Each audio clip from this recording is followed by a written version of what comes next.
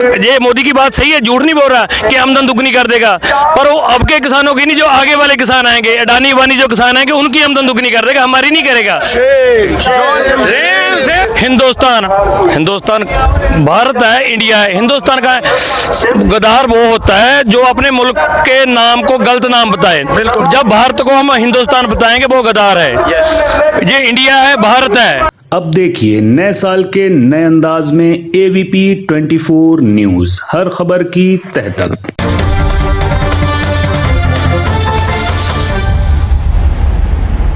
आप लोग कहाँ से हैं? हम लोग हरियाणा से आए हैं। क्या नाम है आपका सर? मेरा नाम बलदेव सिंह है।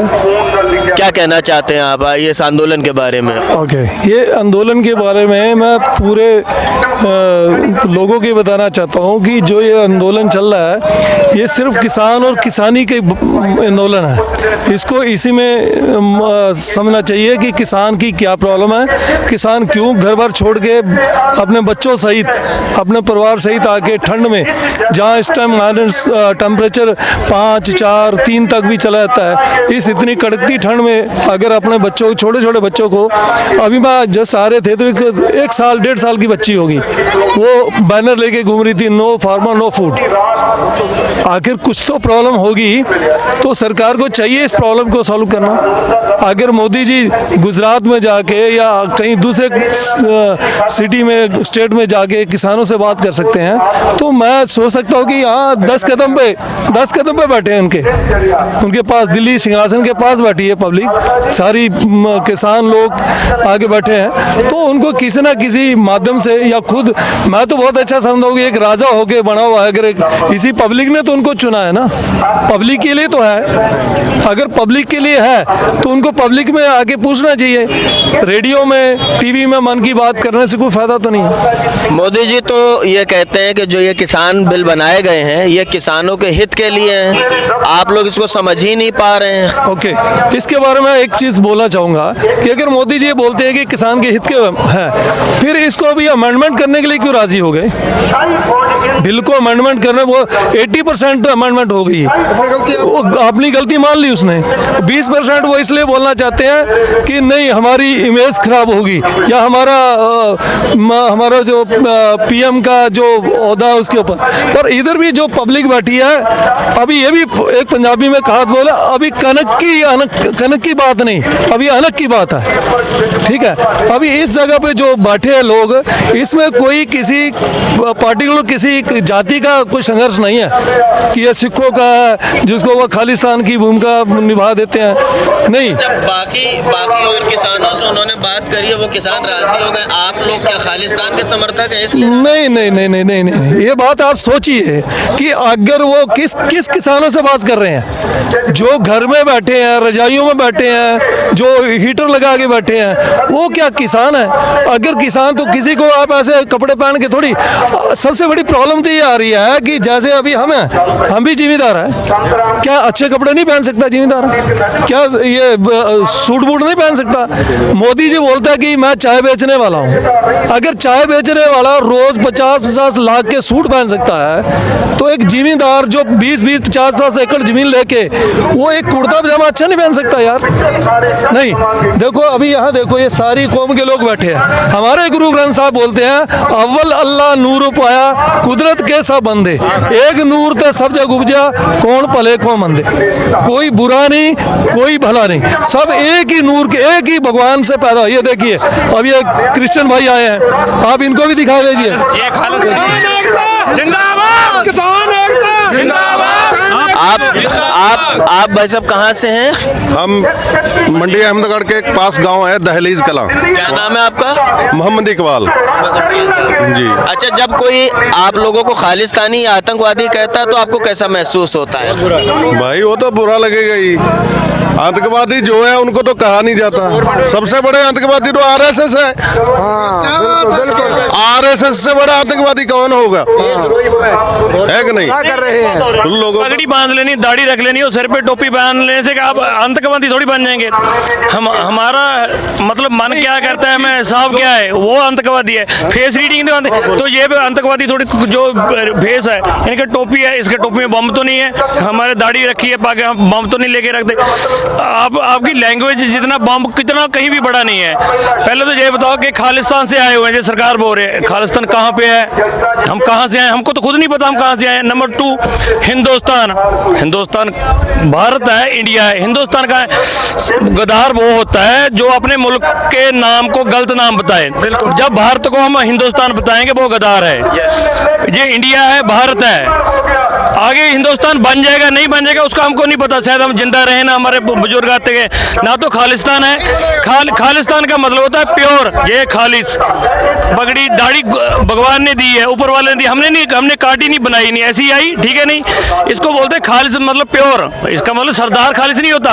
अगर कोई भी हिंदू है वो भी खालिस होगा अगर वो प्योर है, अगर कोई ईसाई है वो भी खालिस होगा। लेकिन ऐसा नहीं है कि सरदार रखने। खालिस्तान क्या क्या मतलब, आतंकवादी वो होता है जो किसी का नुकसान कर देता है। तो पंजाब तो सबको खाना खिला रहा है, हम आतंकवादी कैसे हुए? आतंकवादी तो वो आतंकवादी है मोदी से भी ज्यादा अमित शाह, जो सभी का खाना छीन रहा है। 50 रुपए में रोटी मिलेगी ना, वो आतंकवादी होता है। वैसे तो सांप भी डस लेता है, ये तो सांप से भी खतरनाक है। सांप की तो जहर काम है, इसकी तो जहर भी नहीं काम आ रही।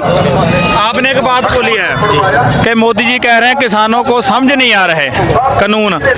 सबसे बड़ी परेशानी मोदी जी की ये है कि किसानों को कानून समझ कैसे आ गए। भी हमने तो इतने पेचीदा बनाए थे ये किसान समझ कैसे गए। सबसे बड़ी प्रॉब्लम मोदी जी को ये है भी ये समझ कैसे गए है किसान। एक दिमाग में जो फतूर होता है कि आम लोग इनके कि शायद ये सारे अनपढ़ लोग हैं। चलो मान लिया किसान जितने अनपढ़ है, मोदी जी ने कानून बनाए, वो कानून अनपढ़ लोग समझ गए कि ये हित में नहीं है। तो मोदी जी आपने को पढ़े लिखा समझते हैं पहले। वैसे तो वो खुद को चाय बेचने वाला कहते हैं, अपने मुंह से हम नहीं कह रहे, हमने नहीं कहा। अगर वो चाय बेचने वाला है तो ये किसान अगर उससे तो अच्छे पढ़ रहे हैं, सब बच्चे अच्छे पढ़े लिखे हैं, कानून को अच्छे से समझ गए हैं। और ये आपको बता दूं, आपने अगर घूमा होगा आप अब ये देखो, ये मैंने आपको एक एग्जाम्पल दिया था, गुरु ग्रंथ साहब में लिखा अव्वल अल्लाह नूर पाया कुदरत के सब बंदे, एक नूर थे सब जग उपजा कौन भले को मंद।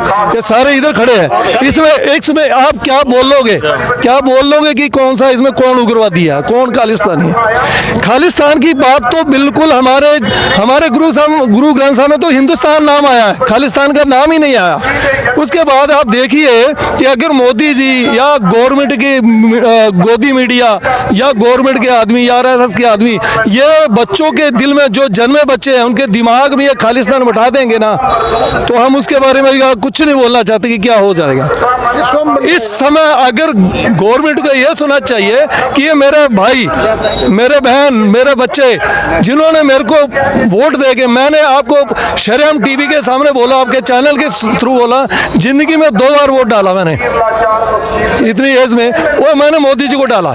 शायद मेरे को पछतावा लग रहा होगा क्योंकि जब हमें मेरी वोट की मेरी वैल्यू नहीं मिली तो मैंने उसको पछताऊंगा ही, अच्छी बात नहीं है। कानून बनाए हमारे किसी को समझ नहीं आ रहे। इतने लाखों किसान बैठे हैं, ये भाई बैठे हैं, तो समझ किसको आए हैं? जो जिसको समझाएं वो उसको तो जहाँ पर भेजो, हमें भी समझाएं। हम खेती करते हैं, हमें नहीं समझ। जो गवर्नमेंट चलाता है उसे गवर्नमेंट चलाने की समझ है? पहले ये बताओ, हम किस झूठे इंसान से किसकी बात माने? 15 लाख आपके अकाउंट में आया, मेरे तो आया नहीं, ना ही मेरे फादर साहब के आया। ठीक है, काला धन बाहर से आया, कहाँ आया? हम क्यों यार किसी बकवास आदमी की वो करें? जय हिंदू बोल रहे हैं, वैसे हमारे इंडिया का धर्म है सनातन धर्म, वो तो खत्म कर दिया, खत्म हो गया ना। किसी भी चैनल पे सनातन धर्म की बात नहीं होती।